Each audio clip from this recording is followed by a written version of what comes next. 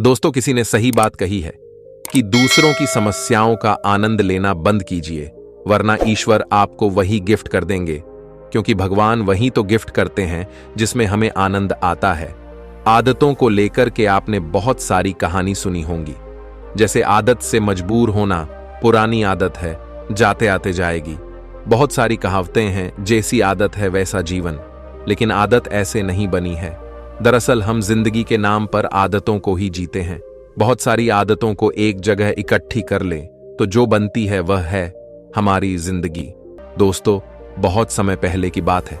एक राजा था जो अपनी प्रजा और अपने परिवार का खूब ख्याल रखता था, लेकिन राजा को अपने आदमियों पर कुछ दिनों से संदेह था और उस राजा के 3 बहुत ही खास मंत्री भी थे जो उसका काम संभालते थे। लेकिन कुछ दिनों से राजा के उन 3 मंत्रियों में से कोई एक मंत्री ऐसा मंत्री था जो राजा के पैसों में गड़बड़ी कर रहा था, और वह मंत्री अपने काम को भी ठीक से नहीं कर रहा था।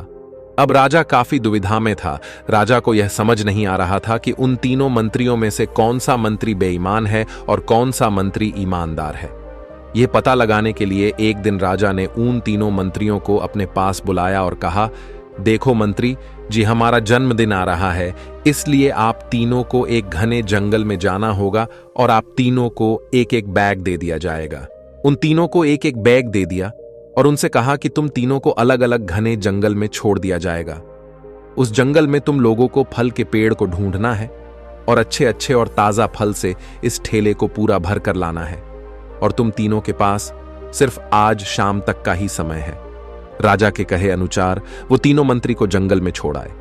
उसके बाद वो तीनों मंत्री जंगल में आ गए। उसके बाद पहला मंत्री बहुत ईमानदार और मेहनती था, तो उसने राजा के लिए बहुत सारे अलग अलग और अच्छे और ताजा फल से अपने ठेले को पूरा भर लिया। लेकिन उसे यह सब करने के लिए बहुत मेहनत करनी पड़ी।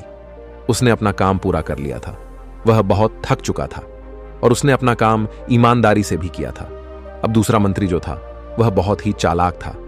उसने सोचा, राजा के पास इतना समय थोड़ी है कि वह यह सब जांच करे कि मैंने अच्छे फल लाए हैं या खराब, तो बिना ज्यादा मेहनत किए उसे जैसे ही फल जमीन पर पड़े मिले, उसने वह अपने ठेले में रख लिया, बिना यह सोचे कि वह अच्छे हैं या खराब जो उसे जमीन पर पड़े। फल मिले थे वह बहुत ज्यादा खराब थे और वह आराम से पेड़ के नीचे बैठ गया। अब तीसरा मंत्री जो था वह बहुत ही ज्यादा बेईमान और आलसी था। उसने सोचा कि राजा सिर्फ ठेले की लंबाई और वजन ही देखेगा, यह नहीं देखेगा कि उस ढेले के अंदर क्या है और कितनी अच्छी और खराब चीजें हैं। तो उस तीसरे मंत्री ने बिना कुछ सोचे समझे अपने ठेले को सूखे पत्तों और कुछ छोटे छोटे पत्थरों से अपने ठेले को भर लिया और वह भी पेड़ के नीचे बैठ गया और शाम होने का इंतजार करने लगा। राजा के कहे मुताबिक समय समाप्त हो चुका था, शाम भी हो चुकी थी। अब वह तीनों मंत्री भी एक साथ अपने अपने ठेले के साथ राजा के महल में वापस आ गए। राजा ने देखा कि वह तीनों मंत्री जंगल से वापस आ गए हैं, तो राजा ने उन तीनों मंत्रियों के ठेले को खोलकर देखा नहीं कि उसके अंदर क्या क्या है, और उसने उन तीनों मंत्रियों को अलग अलग जेल में 1 महीने के लिए जेल में कैद कर दिया। राजा ने सिपाहियों को यह आदेश दिया कि इन तीनों को 1 महीने तक खाना नहीं दिया जाएगा और यह तीनों भी 1 महीने तक वही फल खाएंगे जो इन तीनों ने जंगल से अपने ठेले में भरकर लाए हैं। और उन तीनों मंत्री को राजा ने जेल में कैद कर दिया। तो जो पहला मंत्री था जिसने अपने ठेले में अच्छे और ताजा अलग अलग फल अपने ठेले में जमा किए थे, उसने जेल में 1 महीना आराम से गुजार लिए, अच्छे फल खाते हुए जो उसने खुद जमा किया था। उसके बाद जो दूसरा मंत्री था जिसने बेकार और खराब फल अपने ठेले में रखे थे, उसे वही बेकार और खराब फल 1 महीने तक खाने पड़े और वह उस जेल में ज्यादा दिनों तक टिक नहीं पाया और बाद में वह खराब फल खाने की वजह से बीमार पड़ गया और उसकी तबीयत खराब हो गई। अब जो तीसरा मंत्री था जो बहुत ही बेईमान और आलसी था, जिसने अपने ठेले में सिर्फ सूखे पत्ते और कुछ छोटे छोटे पत्थर भरे थे, क्योंकि उसके ठेले में खाने के लिए कुछ सूखे पत्ते और कुछ छोटे छोटे पत्थर ही थे, तो वह 1 महीने के लिए क्या खाता। और तभी उसे अपने बेईमानी और आलस्य पर पछतावा होने लगा कि शायद मैंने उस दिन थोड़ी मेहनत करके इस ठेले में फल रख दिए होते तो आज मेरा ये हाल नहीं होता। और वह बिना कुछ खाए वह मंत्री जेल में 2 दिन के बाद ही जेल के अंदर ही भूख के कारण मर गया। तो दोस्तों, इस कहानी से हमें यह सीख मिलती है कि हम जो आलस और बेईमानी करते हैं, बेईमानी मतलब अपने ही काम में अपना कुछ नहीं करना, अपना मन नहीं लगाना और खाली बैठे रहना, तो उससे आज तो हमें कोई फर्क नहीं पड़ता। आज तो हम अपने काम में आलस करके आराम कर लेते हैं, लेकिन कल भविष्य में कुछ दिन के बाद हमें उस पर पछतावा होता है। आपने बहुत से लोगों को यह कहते हुए सुना होगा कि काश उस समय पर मैं ऐसा कर लेता तो आज उस इंसान की जगह मैं होता, लेकिन उस समय पर उन लोगों ने आलस को अपनाया था, इसीलिए वह आज जहां के वही है।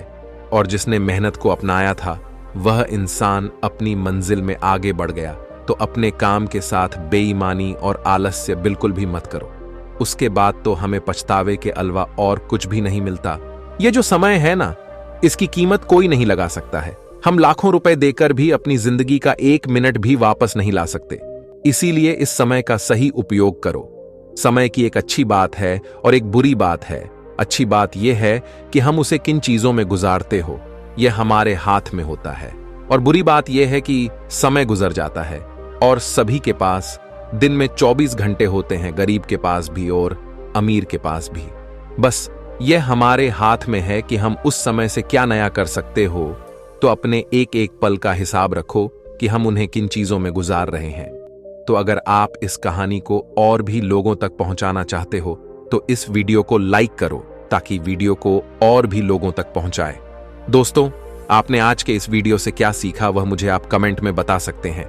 इसी के साथ में उम्मीद है कि आपको आज की वीडियो पसंद आई होगी, तो इस वीडियो को उस इंसान को शेयर करें जिससे यह कहानी सुनने की जरूरत है, और उसी के ठीक बाद चैनल को सब्सक्राइब करें। तो चलिए फिर मिलते हैं ऐसी एक और नई वीडियो में एक नए मैसेज के साथ। तब तक के लिए अपना ख्याल रखें। धन्यवाद और